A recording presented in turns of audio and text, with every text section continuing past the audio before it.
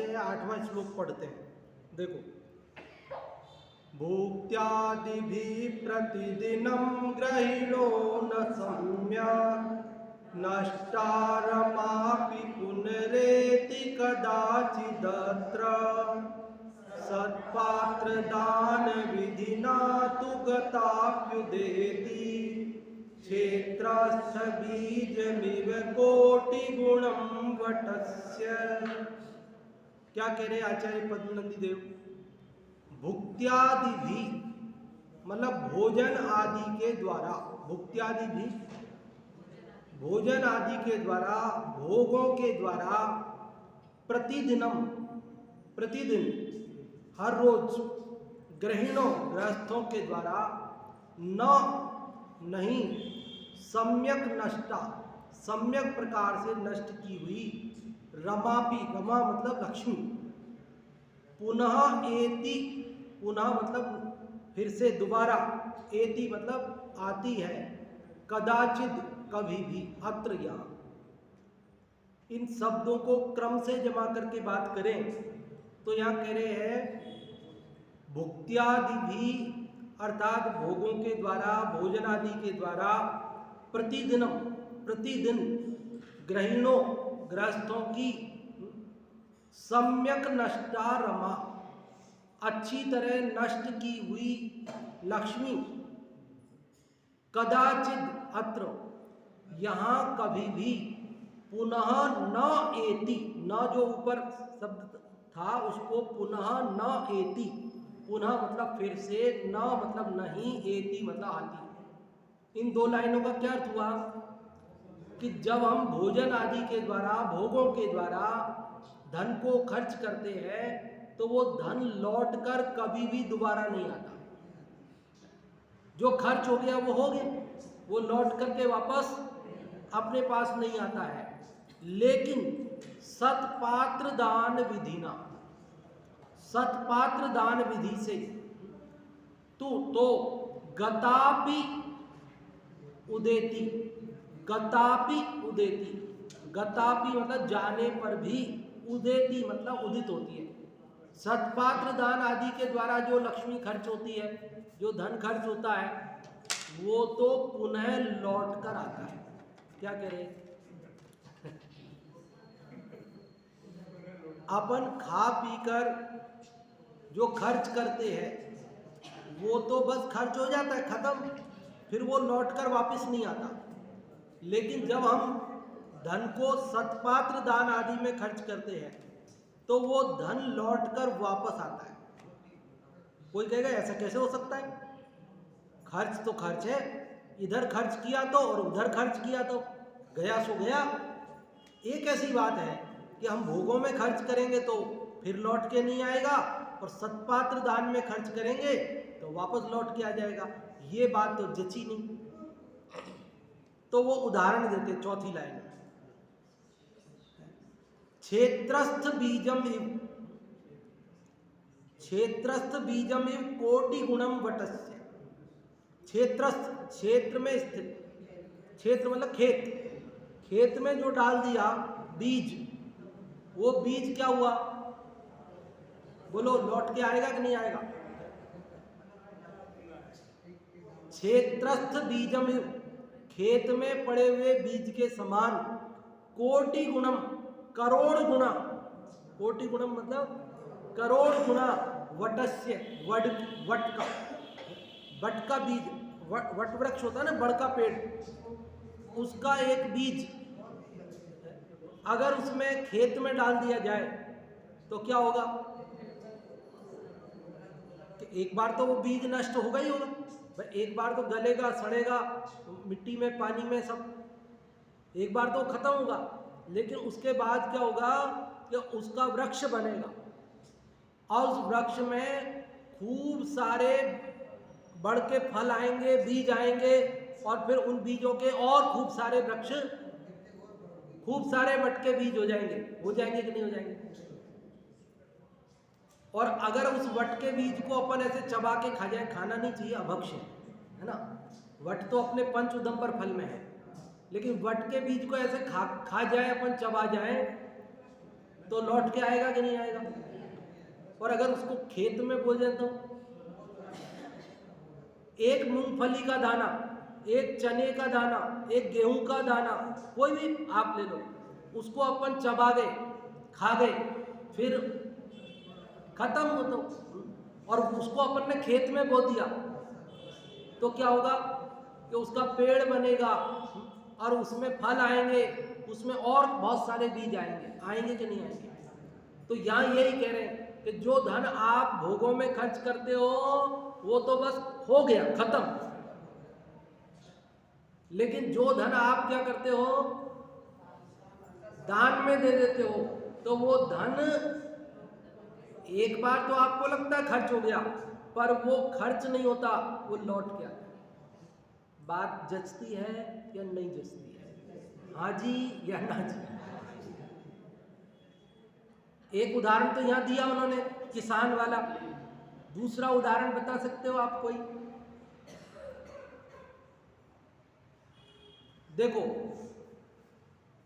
आपके यहाँ शादी में हम गए और हमने आपको 500 रुपये का लिफाफा दिया, तो 500 रुपये खर्च हो गए? कि कहाँ खर्च हो गए? जिस दिन हमारे यहाँ काम पड़ेगा आप 1100 देने वाले।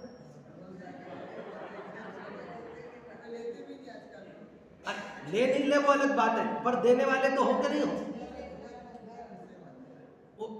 लोक में जो पैसा अपन ने दे दिया किसी को, वो नष्ट नहीं होता, वो याद रखता है, वो लौटाता है मौके पे। लौटाता ही नहीं लौटाता।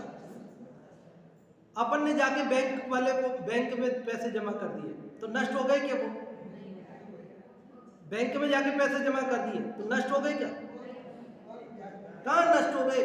वो पैसे तो वापस लौट के आने वाले हैं और बढ़ के लौट के आने वाले हैं। तो सुरेश जी भाई साहब, आप तो बैंक में थे तो लौट के आते थे, पैसे हमारे नहीं आते थे, और बढ़ा के ब्याज सहित आते कि नहीं आते? लोक में होता है कि नहीं होता है ऐसा? आज 1 तारीख है ना, स्टाफ में ऐसे चर्चा हुई, बोले तनख्वाह आ गई क्या? तो एक बोला तनख्वाह आ भी गई, खर्च भी हो गई। तो मैंने कहा आ गई और खर्च भी हो गई? तो बोले हाँ खर्च हो गई, सब खत्म। तो मैंने कहा खत्म बोल रहे हो, पर ये बताओ कितने पैसे तो बैंक में जमा कर दिए वापस और कितने खर्च कर दिए, सही बताओ। अरे तुम्हारे पास नहीं रहे, पर तुमने उनमें से कुछ पैसे बैंक में रख दिए, वो खर्च कहाँ हो गए? वो तो तुम्हारे ही हैं और बढ़ के मिलने वाले हैं, वो कहाँ खर्च हो गए? नहीं समझ में आई बात? तो खर्च भी 2 तरह के होते हैं पैसे। हाँ, अपने पास तो नहीं है, सारे दे दिए, आज खर्च हो गए, पर कुछ पैसे तो वास्तव में ऐसे खर्च हो गए हैं जो लौट के फिर नहीं आएंगे। और कुछ पैसे कैसे हुए कि जो हमने कहीं LIC में जमा कर दी, किस्त जमा कर दी, कहीं कुछ RD में जमा कर दी, तो वो तो लौट के आने वाली है, वो तो बढ़ के आने वाली है। तो ऐसे ही यहाँ कह रहे भैया, जो धन आपने खाने में खर्च दिया वो तो लौट के वापस नहीं आएगा, और जो धन आपने मुनिराजों को आहार दान आदि में खर्च किया, जो अभय दान में, शास्त्र दान में, ज्ञान दान में, इसमें कहीं दान में, कहीं देव शास्त्र गुरु के निमित्त खर्च किया, तो वो धन आपका नष्ट नहीं हुआ है, लौट कर आएगा। और कितना आएगा लौट के? कितना आएगा लौट के? कोटि गुणम, करोड़ गुना नहीं, करोड़ों गुना। करोड़ों गुना। अब आप बताओ कि यहां हमने दान दिया और दान के फल से हम भोग भूमि में जन्म हुआ, देवगति में जन्म हुआ, यहां है क्या जो दे देंगे हम? हमारे पास है क्या जो दे देंगे? देवों के वैभव के आगे यहाँ कोई तुलना है उसकी? भोग भूमि में जो भोग हैं उनकी यहाँ के भोगों से कोई तुलना है? हम यहाँ दे देंगे, उसके बदले में वो जो मिलने वाला है वो इससे कितना गुना अधिक है? इतना ही है, बराबर है क्या? थोड़ा सा ज्यादा है क्या? वो कितना अधिक है उसकी हम कल्पना भी नहीं कर सकते। हमारे सारे कैलकुलेटर फेल हो जाएंगे, इतना गुना है। इसलिए यह कह रहे सत्पात्र दान अवश्य करो। देखो ये इसका शीर्षक ही बनाया, पात्र दान ही वट वृक्ष के बीज समान। पात्रों को सुपात्रों को दान देना वह वट वृक्ष के बीज के समान है। भुक्त्यादि भी प्रतिदिनम ग्रहिणो न सम्यक् नष्टारमापि पुनरेति कदाचिदत्र सत्पात्र दान विधिना तु गताप्युदेति क्षेत्रस्य बीजमिव कोटिगुणं वटस्य। फिर से एक बार देख लो अर्थ। भुक्त्यादि भी भोजन आदि के द्वारा, भोगों के द्वारा, प्रतिदिनम हर दिन, ग्रहिणों गृहस्थ का, सम्यक नष्टा रमापि, सम्यक नष्टा अच्छी तरह नष्ट कर दिया हमने, चूरण चटनी कर दिया उस पैसे को, ऐसी रमा ऐसी लक्ष्मी अत्र यहाँ कदाचित कभी भी न पुनः एति पुनः लौट कर नहीं आती है। किंतु सत्पात्र दान विधि ना तू, सत्पात्र दान विधि के द्वारा तो गतापि गई हुई भी उदेति आती है। उदाहरण दिया वटस्य बीजम इव क्षेत्रस्थ, क्षेत्रस्थ वटस्य बीजम इव कोटि गुणम, कि वड़ के बीज के समान, खेत में जो वड़ का बीज डाल दिया उसके समान करोड़ों गुना होकर लौटती है। भोगादिक में नष्ट लक्ष्मी कभी लौट कर नहीं आती, पात्र दान में खर्च हुई जो वृक्ष बीजवत कोटि गुणी, कि भोगादि में नष्ट लक्ष्मी कभी भी लौट कर नहीं आती है। पात्र दान में खर्च हुई जो वह वृक्ष बीजवत कोटि गुणी, बीज वृक्ष बन करके करोड़ों गुना फल देता है वापस। अर्थ दिया है गृहस्थ के द्वारा जिस लक्ष्मी का भोगादि से नाश होता है वह लक्ष्मी कदापि लौट कर नहीं आती, परंतु जो लक्ष्मी मुनि आदि उत्तम पात्रों के दान देने में खर्च होती है वह लक्ष्मी भूमि में स्थित वटवृक्ष के बीज के समान कोटि गुनी होती है। अर्थात जो मनुष्य लक्ष्मी पाकर निरभिमान होकर दान देते हैं वे इंद्रादि संपदाओं का भोग करते हैं। क्या कहा? जो मनुष्य लक्ष्मी पाकर निरभिमान होकर दान देते हैं, अभिमान पूर्वक जो दान देते हैं फिर इंतजार करते हैं कि करोड़ गुना होकर आएगी तो कहते नहीं आएगी भैया, तूने ले लिया ना, हाथों हाथ फल ले लिया उसका, दान के बदले में अभिमान का पोषण कर लिया तो वह लक्ष्मी लौटकर नहीं आने वाली है। वो तो हो गया बराबर, यहीं पे हिसाब खत्म हो गया। हाँ, पाप बंधेगा, पाप बन जाएगा। हाँ, बिल्कुल।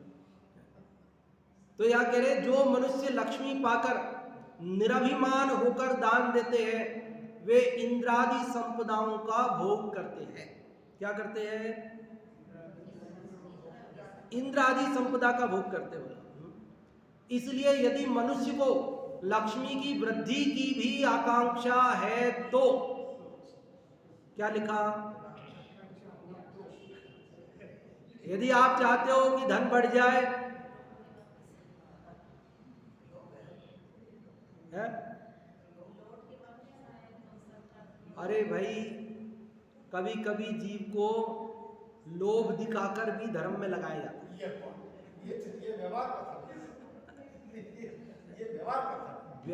व्यवहार कथन है, व्यवहार कथन है पर झूठा नहीं है। हाँ, हाँ, बात झूठी नहीं है। हाँ, धन बढ़ता है इसमें कोई संशय नहीं, धन बढ़ता है इसमें कोई संशय नहीं, क्योंकि पात्र दान में खर्च किया है निरभिमान होकर, तो वह बढ़ेगा तो सही, इसमें कोई संशय नहीं है। देखो अभी लाइन पढ़ लेते हैं पहले। इसलिए यदि मनुष्य को लक्ष्मी की वृद्धि की भी आकांक्षा है तो उसको अवश्य मुनि आदि पात्रों को दान देना चाहिए।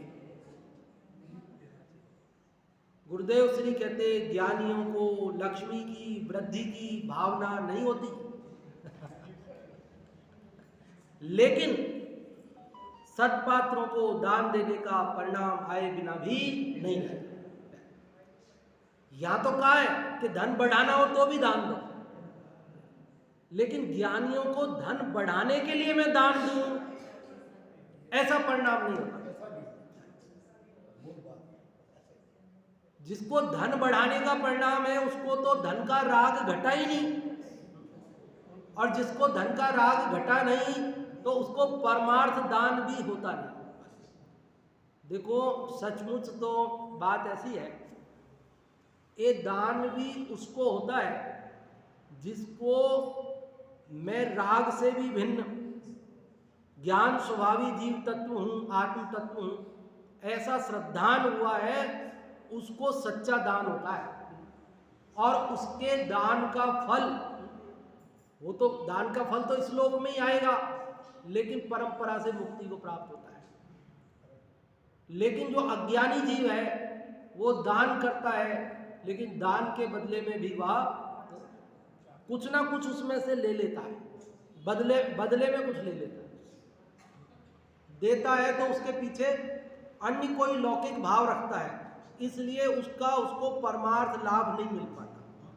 या ये कह रहे हैं, देखो क्या कह रहे हैं, लेकिन यहां तो कह रहे दान दो भाई, अगर आपको धन बढ़ाना है तो भी दान दो, आपका भला नहीं होगा तो सामने वाले का तो भला होगा। आपका भला नहीं होगा तो कम से कम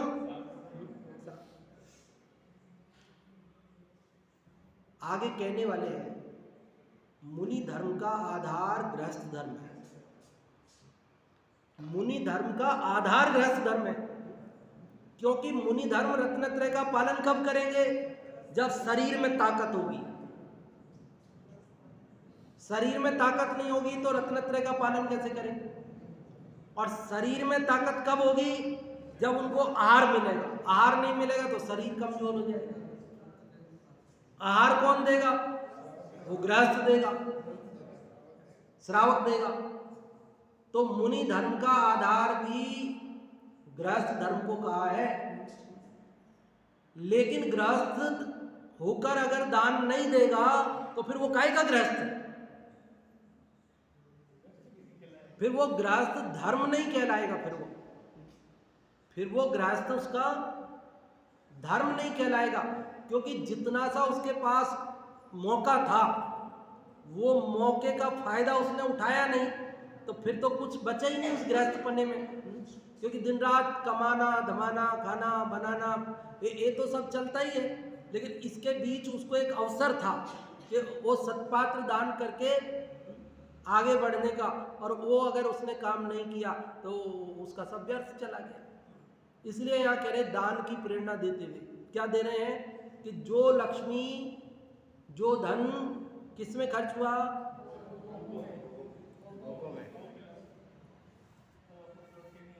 एक दोहा आप लोगों ने सुना होगा। मैंने जब स्मारक में पढ़ते थे तो वहाँ पास में एक मौजमाबाद जगह है, कोई जयपुर के पास में अतिशय क्षेत्र है, तो वहाँ बस लेके गए थे सब स्मारक के बच्चों को। तो तब हम पढ़ते होंगे, छोटे ही रहे होंगे, पर मुझे ऐसा याद है कि वहाँ मंदिर में एक जगह वो कई सारे लिखे रहते हैं ना कोटेशन, तो वहाँ एक लिखा हुआ था, वो मेरे को बहुत अच्छा लगा था, तभी वो याद हो गया पढ़ते ही। और फिर हमने गांव में भी मंदिर में वहाँ लिखवा रखा उसको। वो है, लक्ष्मी चपला चंचल कहिए, लक्ष्मी चपला चंचल कहिए, बिजली बन उड़ जाएगी और दान दिए से चेरी बनकर भव भव में संग जाएगी। लक्ष्मी तो चपला मतलब बिजली के समान चंचल है। धन क्या है? आकाश में चमकने वाली बिजली के समान चंचल है, लक्ष्मी चपला चंचल कहिए, बिजली बन उड़ जाएगी तो बिजली की तरह नष्ट हो जाएगी। लेकिन दान दिए से चेरी बनकर, अगर आपने दान दिया तो वह चेरी मतलब दासी, आपकी दासी बनकर भाव भाव में संग जाएगी। आप जहां जहां जाओगे वहां वहां आपके साथ जाएगी। इसलिए क्या करना, अरे जो धन हम अपने लिए खर्च करते हैं वो तो खर्च हो जाता है, फिर लौट के नहीं आता। और जो दूसरे के लिए करते हैं वो क्या होता है, लौट कर आता है।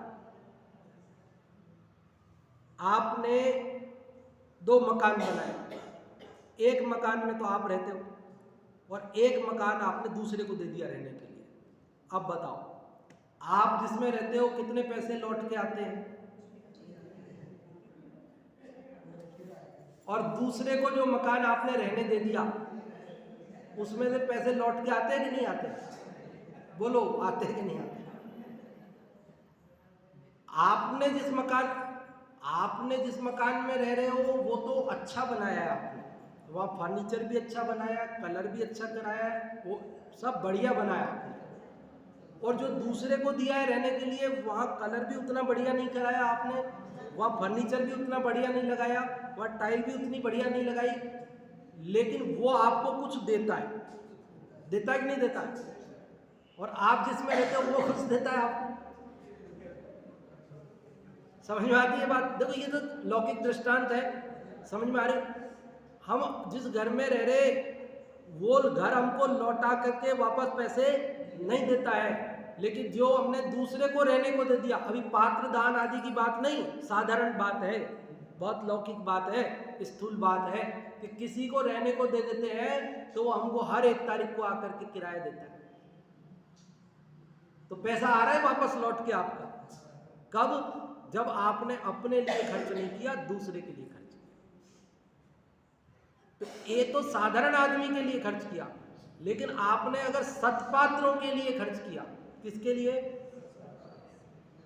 देवायतनों के लिए, शास्त्र रचना के लिए, शास्त्र छपाने के लिए, शास्त्र बांटने के लिए, शास्त्र पढ़ने पढ़ाने में, पाठशालाओं में, स्वाध्याय सभाओं में, जिन मंदिरों के निर्माण में, इनमें उनमें आपने धन लगाया है, वो धन आपका सचमुच नष्ट नहीं हुआ है, वो तो आपने इन्वेस्टमेंट किया है। क्या किया है?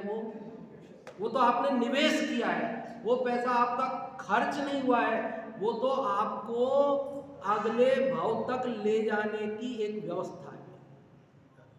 यूं तो आप पैसा ले जा नहीं सकते, लेकिन यहां पर आप क्या करते हो, करेंसी चेंज कराते हैं ना, जैसे दूसरे देश में जाते तो ऐसे करेंसी बदलवाई आपने दान दे करके, तो क्योंकि स्वर्ग में ये पैसे तो चलेंगे नहीं, तो दान दे करके आपने वहां के पैसे खरीद लिए, यूं समझ लो, आप वहां का वैभव खरीद लिया। समझ में आई बात? आज हमने कौन से नंबर का श्लोक पढ़ा? 8 नंबर का। इस 8 नंबर के श्लोक में क्या बात बताई गई है कि हम भोगादि के द्वारा जो लक्ष्मी खर्च करते हैं वो फिर लौट कर आती नहीं है, लेकिन सत्पात्र दान आदि में खर्च करते हैं वो लौटकर करोड़ों गुना होकर, जैसे खेत में बड़ का बीज डालो तो करोड़ों बीज वापस आते हैं, इस प्रकार से वह धन हमारा नष्ट नहीं होता है, बल्कि पुनः लौट करके हमको आता है, ऐसा इसमें बताया है। और साथ ही दान देने की प्रेरणा दी है, और ये भी कहा है कि कदाचित आपको धन बढ़ाने की भावना हो तो भी आप दान। अरे भाई, एक बार किसी भी भाव से देगा फिर बाद में समझ जाएगा, अरे सत्पात्र के नजदीक जाएगा, अरे मैं तो कहूँ एक बार अभिमान पूर्वक भी देने जाएगा, एक बार नाम के लिए भी देने जाएगा, पर उस जिनायतन में जाएगा तो सही, अभी नाम के लिए भी दिया, किसी के भी लिए दिया, लेकिन आओ भैया अब आपके हाथ से इसका उद्घाटन होगा, आओ भैया अब आपको प्रक्षाल करना है, प्रथम प्रक्षाल करना, आ जाओ। भले कभी नहीं किया, भले नाम के लिए ही किया, पर अभी मौका तो एक दिन तो मिलेगा ना, हाथ तो लगाओगे, आओ कलश चढ़ाओ, आओ ध्वजा चढ़ाओ, तो आएगा, परिणाम बनेंगे। उसको ऐसा परिणाम आएगा कि आज के पहले मैंने ये नहीं किया, आज किया, मेरे तो हाथ पवित्र हो गए। उसके मन में कितनी अपार प्रसन्नता होगी, उसको ये परिणाम बनेंगे कि आज तक तो नहीं आया मैं, पर अब आऊंगा। वो आएगा, उसके बेटे आएंगे, बहू आएगी, पोते आएंगे, पोतियां आएंगी, कभी नहीं आते, पर इस निमित्त आएंगे कि आज हमारे पापा जी ने बोली ली है तो हमको जाना है, आज हमारे पापा जी के हाथ से ये काम होना है तो हमें जाना है। और इस निमित्त से आएगा, तो इस निमित्त से आएगा तो न जाने कौन जी की कैसी भली होनहार है, तो वो उसी निमित्त से सारा जीवन बदल जाएगा, सारा जीवन बदल जाएगा।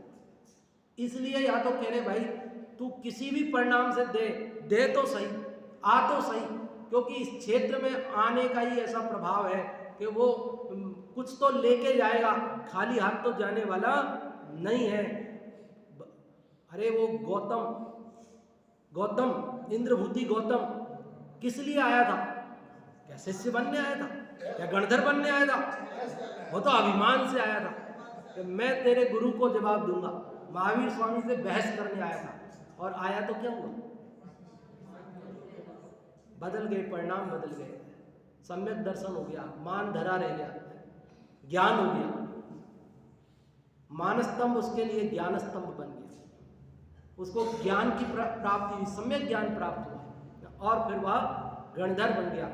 ऐसे कोई जीव किसी भी भाव से आए, लेकिन सत्पात्रों के नजदीक आता है, मुनिराज के दर्शन मात्र करता है, देव दर्शन मात्र करता है, शास्त्र स्वाध्याय मात्र करता है। अरे उसने शास्त्र छपाने में धन दिया, वो कह रहे सब आपके हाथ से विमोचन होगा। अब उसको लगता है कि ये किताब का पैसा मैंने दिया, ये तो पढ़ूं मैं, क्या लिखा है इसके अंदर, उसको भी ऐसा भाव आता है और वो पढ़ता है, भले इससे पहले नहीं पढ़ी हो। इसलिए यहाँ तो कहते भैया जिस प्रकार से, और अरे भाई आप अपने काम में खर्च करते, भोगों में खर्च करते, उससे तो बढ़िया ही है। आप तो येन केन प्रकारेण अपने धन को सदुपयोग करो, दान में खर्च करो, ऐसी प्रेरणा देने वाला यह श्लोक हमने पढ़ा। और बहुत सुंदर दृष्टांत से, एक शिल्पी के उदाहरण से अगले श्लोक में बात की है। इसमें किसान के उदाहरण से बात की थी, अगले श्लोक में शिल्पी का उदाहरण दिया। शिल्पी मतलब कारीगर होता है ना, उसका उदाहरण दिया है। ये श्लोक अपन कल पढ़ेंगे, अभी 5 मिनट पहले ही हम आपको छोड़ रहे हैं। आज माचला मगरा में भी दूसरी जगह मुझे एक करना है, सुरेश जी भाई साहब का आग्रह है, तो अभी हम उधर जाएंगे। अभी जिनवाणी स्तुति करते हैं, अगले श्लोक की चर्चा कल करें।